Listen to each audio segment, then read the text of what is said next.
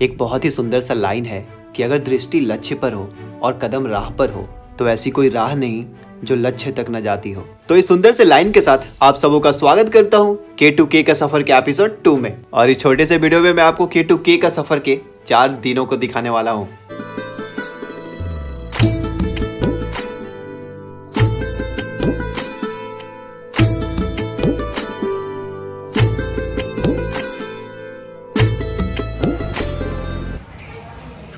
तो जैसे गुरुद्वारा में अपना रात बीता, काफ़ी अच्छा लगा। बाकी भी टाइम हो चुका है 8:49। आज फाइनली मतलब सबसे पहले मैं राइड स्टार्ट कर रहा हूँ। 9 बजे से भी पहले चलते हैं। आज मैंने यार सुबह सुबह 5 किलोमीटर साइकिल एक्स्ट्रा चला लिया। जब मैं निकला था गुरुद्वारा से तो 60 किलोमीटर दिखा रहा था। फिर मैं डायरेक्शन गलत ले लिया, पता नहीं कैसे, ध्यान नहीं रहा। फिर 65 किलोमीटर हो गया था। खैर फिलहाल पहुँचने वाला हूँ NH44 के पास 2 किलोमीटर के बाद। तो जी फाइनली NH44 पे आ चुका हूँ। चलो शुरुआत करते हैं डे 4 की। गणेश भगवान का नाम लेकर गणपति बप्पा मोरया। सुबह निकलने के ना उसमें बहुत फ़ायदे हैं। सबसे बड़ा फ़ायदा ये है कि आपके पास समय बहुत होता है अपना टारगेट अचीव करने के लिए। आज चौथे दिन पर मैंने एक टारगेट लिया है, तीसरे दिन पर भी लिया था उधमपुर पहुँचने का। यहाँ पर टारगेट है जम्मू पहुँचने का। अगर रोड ऐसा ही रहा तो आराम से जम्मू पहुँच जाएंगे, लेकिन अगर रोड तीसरे दिन के जैसा मिला तो मेरी वाट लग जाएगी। बाकी होप सो कि ऐसा ही रोड मिले। आज कुछ दूर तक रास्ते मुझे बहुत अच्छे मिले। बहुत अच्छे कहने का मतलब है कि रास्ते ढलान थे, तो मुझे साइकिलिंग करने में आज मजा आ रहा था।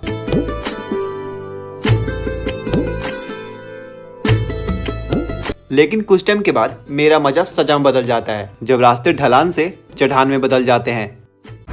क्या भाई, क्या स्कूल नहीं गया? स्कूल से लगता भाग के आ गया क्या? बचपन में मुझे स्कूल जाने का मन नहीं होता था तो बैग लेकर खलिहान में, और खलिहान में पहले पोरा होता था ठंडी के टाइम पे, अभी के टाइम पे शायद हो जाता है पोरा, उसके अंदर घुस जाता था। मैं गुरुद्वारा से पीने का पानी लेना भूल गया था। अभी देखता हूँ दुकान में यहाँ पे एक दिखा है, भर लेते हैं। क्योंकि जब भी मैं प्रेजेंट को छोड़ता हूँ फ्यूचर में मुझे बहुत तकलीफ होती है, इसलिए जब मिले तब ले लिया करो। पीने का पानी मिल जाएगा भाई। यहाँ से भाई जम्मू दिखा रहा है 53 किलोमीटर। कुछ दूर चलने के बाद जैसे मुझे रास्ते में एक चाय दुकान दिखता है मैं रुक जाता हूँ। यहाँ पर मुझे मिलता है मिठाई खाने को, जो कि बहुत ही टेस्टी था, और साथ ही साथ पीता हूँ 1 गिलास दूध। जब भी मुझे भाई रास्ते में गाय का दूध मिले या फिर भैंस का दूध मिले 1 गिलास पी लेता हूँ। मतलब ये वाली छोटी गिलास से 1 गिलास पी लेता हूँ ताकि थोड़ा एनर्जी बना रहे। अब यहाँ पर मैं चाचा से मजाक में कहता हूँ, आपको पता है हम बहुत अच्छा चाय बनाते हैं, बहुत टेस्टी बनाते हैं। लेकिन मेरे मजाक को चाचा ने सीरियस ले लिया और अपना काम मेरे को दे दिया।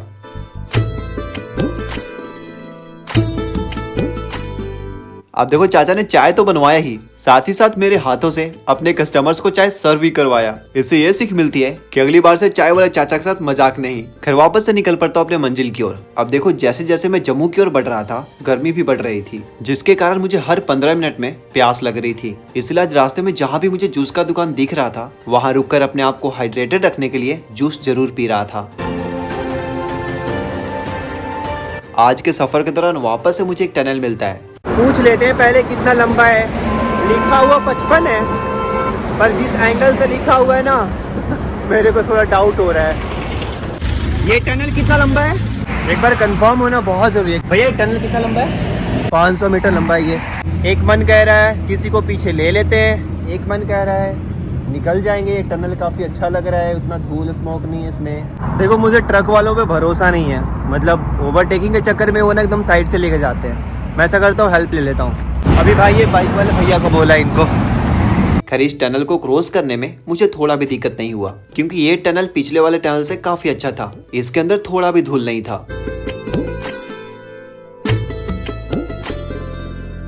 मतलब जितना मैं टफ सोच रहा था उतना टफ नहीं है। बड़ा छोटा छोटा टनल है और ढलान 1 नंबर का, तो आराम से मैं पास कर पा रहा हूँ, कोई दिक्कत नहीं हो रही है। वैसे आज के सफर के दौरान मुझे क्या सीखने को मिला ये मैं आपको एक छोटी सी घटना के माध्यम से बताता हूँ। एक बार एक बच्चा आम के पेड़ पर चढ़ रहा होता है एक पका हुआ आम तोड़ने के लिए। इस पर एक चाचा उस बच्चे से कहते हैं कि तुम नहीं चढ़ पाओगे इस आम के पेड़ पे। इस पर बच्चा पूछता है कि क्यों? चाचा कहते हैं कि कुछ दिन पहले मैंने भी प्रयास किया था लेकिन मैं भी नहीं चढ़ पाया। इस पर बच्चा मुस्कुरा कर कहता है कि चाचा मैंने तो पिछले दिन ही इस पेड़ पर चढ़ा था और इस पेड़ पर चढ़कर मैंने 4 आम तोड़े थे और एक आम जो मैंने आपको कल खाने को दिया था वो इसी पेड़ का था। ऐसा सुन चाचा चुप हो जाते हैं। इस छोटी सी घटना से ये सीख मिलती है कि अक्सर कुछ लोग आपको वो करने से रोकते हैं जो वो खुद नहीं कर पाते। देखो भाई अभी मेरा लोकेशन कैसे दिखा रहा है, एकदम सांप से भी टेढ़ा भाई, देख रहे हो, गोल गोल गोल गोल। भाई कल का जर्नी ना मेरे लिए काफ़ी ज़्यादा हेक्टिक था, क्योंकि धूल मिट्टी काफ़ी ज़्यादा पॉल्यूशन मुझे मिल रहे थे रास्ते में। ऐसा लग रहा था कि मैं धूल फाक रहा हूँ रास्ते में पूरा। लेकिन आज एक चीज़ अच्छी हुई है कि मुझे जो वातावरण है, इन्वायरमेंट है, बहुत नीट एंड क्लीन मिला है। सो मेरा निवेदन होगा कि हर अपने बंडे पे एक पेड़ लगाओ। जब भी आपका जन्मदिन आता है, केक काटो, डांस करो, म्यूजिक बजाओ, डीजे बजाओ, जो करना करो, लेकिन एक पेड़ भी लगाओ उस दिन। और स्टार्ट में खुद से करूंगा। इसके बाद रास्ते में मेरी नजर पड़ती है एक प्यारे से लोकेशन पर, तो थोड़ा टाइम स्पेंड करने में इस लोकेशन पर आ जाता हूँ। अब देखो, मैं आया था इस लोकेशन पर बस ये सोच के कि बस 5 मिनट में यहाँ से निकल लूंगा, लेकिन ये जगह मुझे इतना पसंद आया कि मैं करीब 1 घंटे तक इधर ही बैठा रह गया। अब देखो, पसंद आने के पीछे एक रीजन था। पिछले कुछ दिनों से लगातार मैं नेशनल हाईवे पे साइकिलिंग करते आ रहा हूँ, और हर दिन करीब 8 से 10 घंटे मुझे गाड़ियों की आवाज सुननी पड़ती है, जो कि मुझे बिल्कुल भी पसंद नहीं। लेकिन इस जगह पर काफी ज्यादा शांति थी, किसी भी तरह का कोई भी शोरगुल नहीं था। शोर थी तो सिर्फ बहती हुई पानी का।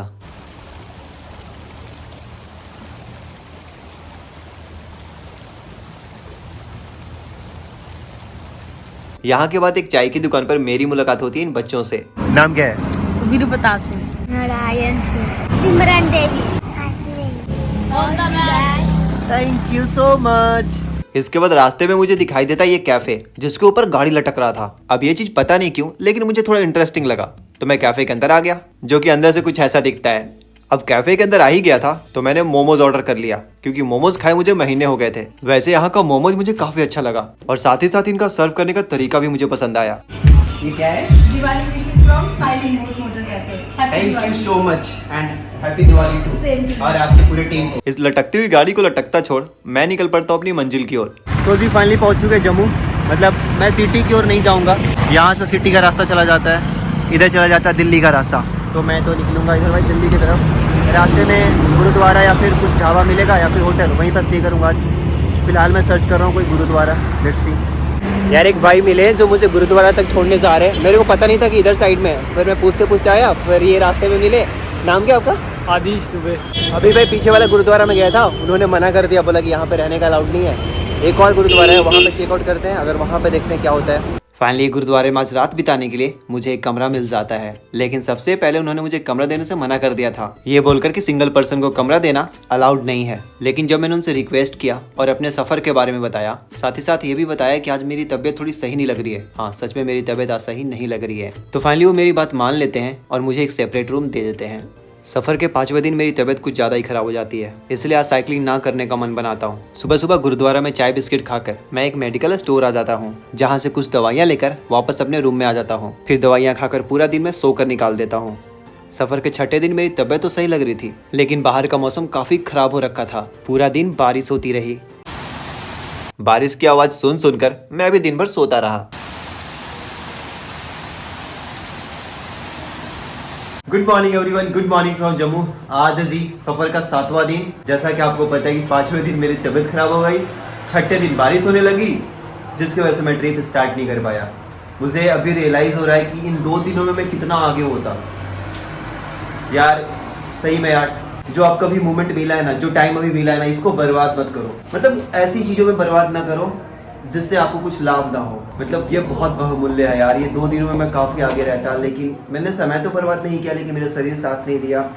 फिर बारिश होने लगी, इसकी वजह से मुझे रियलाइज़ हो रहा है अभी कि मैं कितना आगे होता भाई।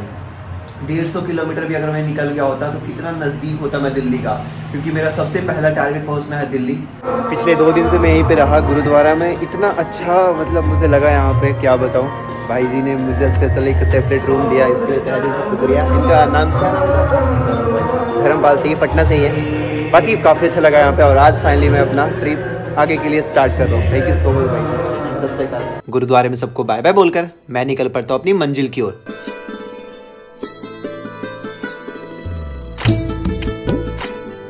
आगे करीब 10 किलोमीटर साइकिलिंग करने के बाद मैं एक बहुत ही बुरा ट्रैफिक में फंस जाता हूँ। भाई क्या ही भयंकर जाम लगा हुआ है यार।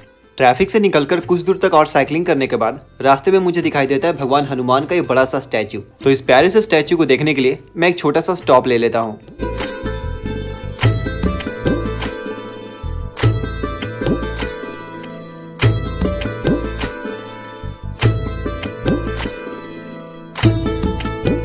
यहाँ पर मेरी मुलाकात ये बाबा जी से होती है। ये मुझे अपने साथ पास ही में एक और मंदिर घुमाने ले जाते हैं जो कि एक गुफे के अंदर बना हुआ है। अरे बाप रे बाप। हाँ हाँ हाँ भगवान शंकर में कुरमाए दुर्गा है। हाँ, कितना प्यारा है यार ये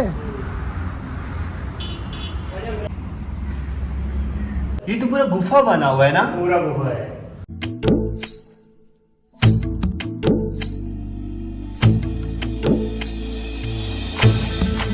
सीता माता, हनुमान जी। जी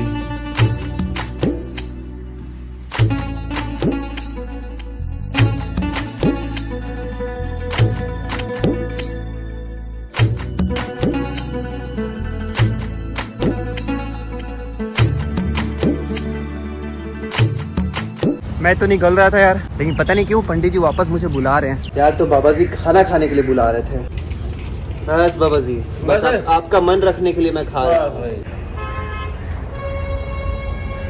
मैं प्रसाद समझ को खा लिया। देखो मेरा खाने का मन था लेकिन मैं नहीं खाया क्योंकि उनके पास रोटियां बहुत कम थी। उसमें से भी वो मेरे को देने के लिए बोले, इसलिए मैंने मना कर दिया। मैं तो रास्ते में खा ही लूँगा, उनको दोबारा बनाना पड़ता और वो लकड़ी पर बना रहे थे तो उनको दोबारा लकड़ी जलाना पड़ता फिर बनाना पड़ता, इसलिए मैंने मना कर दिया। वैसे ना जाने कैसे कुछ दूर के बाद मेरे साइकिल के अगले टायर का हवा कम हो जाता है। अब प्रॉब्लम ये थी कि दूर दूर तक मुझे कोई साइकिल दुकान नजर नहीं आ रहा था जहां से मैं अपना टायर का पंचर चेक करवा सकूं। खैर कुछ दूर के बाद मैं हवा तो भरवा लेता हूं, लेकिन डर इस बात का लग रहा था कि अगर साइकिल पंचर हुई तो आगे बीच रास्ते में फंस जाऊंगा। वैसे आज की धूप बहुत तीखी थी जिसके कारण प्यास बहुत लग रही थी। साथ ही साथ इस तपती धूप में साइकिल चलाने का बिल्कुल भी मन नहीं कर रहा था। लेकिन मन का क्या है, मन तो बहुत कुछ कहता है। और ऐसे भी किसी महान पुरुष ने कहा है कि अगर आपको अपने मंजिल तक पहुंचना है तो सबसे पहले आपको अपने मन को वश में करना होगा। 2 घंटे तक लगातार साइकिलिंग करने के बाद जैसे ही मुझे रास्ते में एक मंदिर दिखता है तो मैं स्टॉप ले लेता हूँ। यार मेरे को ना बहुत जोरों की थकान हो रही है। अभी एक मंदिर दिखा है और फिर से हनुमान जी का एक बहुत बड़ा स्टैचू। सोचो यहाँ पे कुछ टाइम आराम कर लूँ क्योंकि भाई टाइम हो गया 2:11। आधा घंटा भी मैं आराम कर लिया तो एनर्जी आ जाएगा कुछ।